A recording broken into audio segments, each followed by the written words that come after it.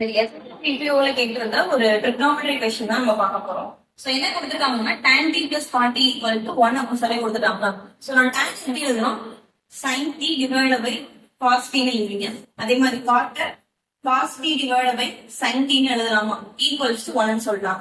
அப்படியே கிராஸ் பண்ணிட்டு போனா என்ன வரும், sin square t plus cos square t ன்னு வருமா. sin square theta plus cos square theta என்னன்னு சொல்லுவோம், 1 ன்னு சொல்லுவோம். இப்ப நியூமரேட்டர் எனக்கு 1 ஆயிரும். டினோமினேட்டர் என்ன இருக்கும், sin t into cos t இருக்கும். சோ இதோட value sin t into cos t ஓட வேல்யூ என்னவா இருக்கும், 1 இருக்கும். இது வரைக்கும் ஓகேவா. அடுத்தது கிவன் டீட்டால எனக்கு என்ன இருக்கு அப்படின்னா sin t plus cos t ன்னு சொல்லி இருக்கு. சோ இதை மட்டும் என்ன பண்ணுங்க எடுத்துக்கோம். இதை மட்டும் நான் என்ன பண்ண போறேன் அப்படின்னா ஸ்கொயர் ஆன் போத் சைடு அப்படின்னு சொல்லி எடுத்துக்கோங்க. அப்ப sin t plus cos t the whole square எடுத்துருப்பீங்களா.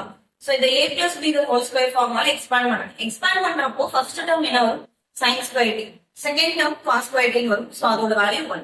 சோ நான் டைரக்டா 1 எழுதுறேன். பிளஸ் 2ab தான நமக்கு ஃபார்முலா. அப்ப 2 இருக்கும்.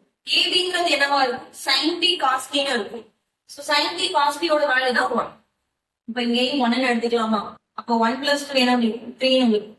அப்ப sin t plus cos t the whole square தான் எனக்கு 3. இந்த ஸ்கொயர் இந்த சைடு போறப்ப என்னவா மாறும், ரூட்டா மாறுமா.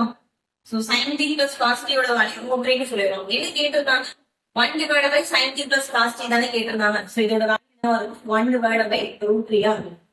ஓகேவா.